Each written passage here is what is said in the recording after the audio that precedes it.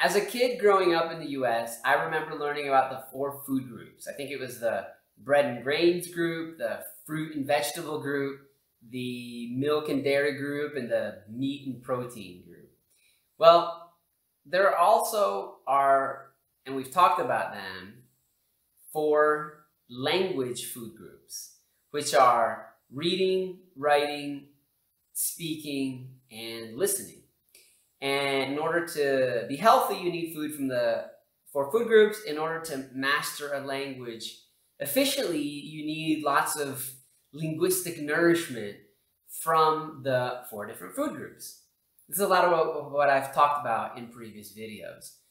But I want to add today a 5th language food group to the mix that is so valuable that I recommend you spend about the same amount of time on it as you do on the other approaches, the other language food groups. And that is review of your personal vocabulary, grammar, and pronunciation content.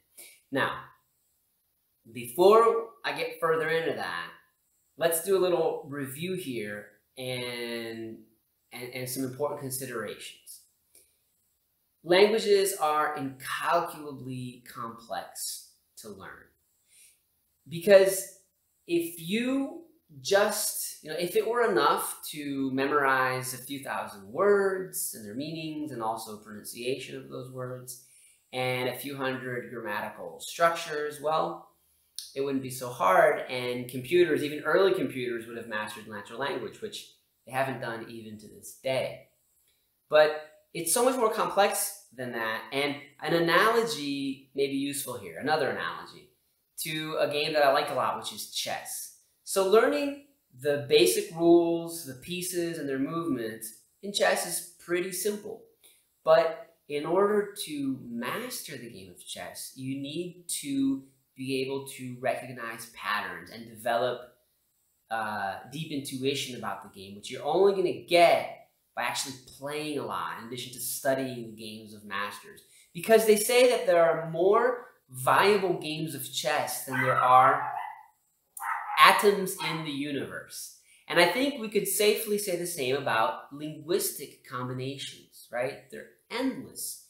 And so you need to be able to, just like you need to be able to look at any position on a chessboard and understand it kind of intuitively, you also need to be able to come across any of the endless possibilities of sentences and paragraphs and meanings in a language and be able to understand and communicate using them.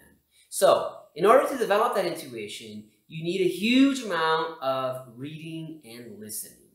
But in order to refine that intuition, to test it and refine it, you need to speak and write and get corrections to that writing. Now, we've talked about all of this in recent videos, but another step is necessary. You need to automate knowledge so that you can speak in real time. You can speak correctly with perfect vocabulary, grammar, and pronunciation in real time, without having recourse, to thinking about the language and building sentences through rules. No, it's got to be automatic. And so review is incredibly useful in order to automate your linguistic knowledge. What kind of review? Intensive review of vocabulary, pronunciation, and grammar content that is appropriate to your level and derived from personal communicative contexts. Okay, so content and corrections. Let's break that down a little bit. Intensive. I've found when learning a language that I need to hear, for instance, a new word at least 10 times. I need to come across it on various occasions at least 10 times in order to have a chance of really assimilating it. Well, if I'm in country and immersed in that language all day long, then I often can get to that 10 times pretty quickly. But if I'm, studying a language, having a couple classes a week and putting in a few hours a week of studying, it may take me months to come across a more advanced word those 10 times. So review allows that intensity or intensive review, I should say, allows for that repetition to happen a lot more quickly. Level appropriate is important because if you learn content and corrections, if you spend your time reviewing content corrections that are far too advanced, it's not going to be efficient. It should be level appropriate so that you're progressively and cumulatively building your knowledge and getting as efficiently as possible to the next level. And the most interesting part of that concept of review is that it should be derived from personal communicative content. What does that mean and why is it important? Well, what's the more typical traditional method? It's to take content that's just standard, maybe in a textbook or in Duolingo or something like that, and it's the same for all students, and it doesn't have a connection to your real life, right? Memorize this long list of words. Learn these grammatical rules and patterns and do some exercises. Practice your pronunciation of these phonemes and these words over here. So what are the problems with that? Number one, again, the level of appropriateness, because you might be reviewing and studying content that you've already mastered. So if you get that content and corrections directly from your mistakes, from your deficiencies, well, it's as long as it's not too advanced, it's unmastered, so it's going to be good for your level and for you to improve. More importantly,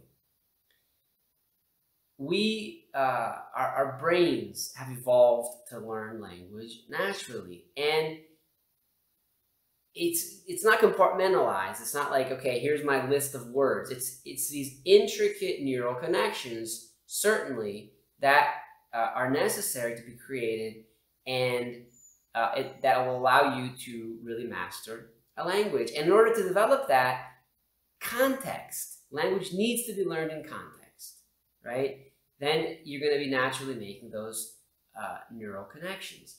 And lastly, having a personal context surrounding that and reviewing your content in that personal context is going to mean that you have an emotional, real-life connection to it, right? So if you were trying to express something and a teacher, for instance, helped you with a vocabulary word that allowed you to express your idea, or made a correction of your pronunciation or your grammar point in that context of something that you were expressing and it's something that was important to you, then you review that later in that context.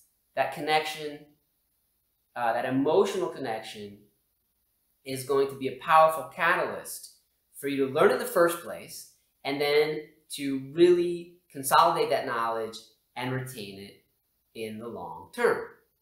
So, review in this way allows linguistic knowledge to be automated and deeply ingrained.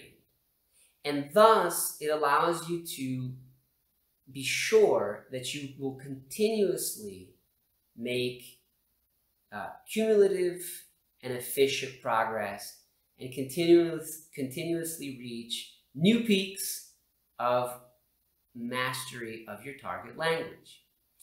In the next videos, stay tuned because I'm going to get into the details of this and specific tools and methods to review personal content in this way.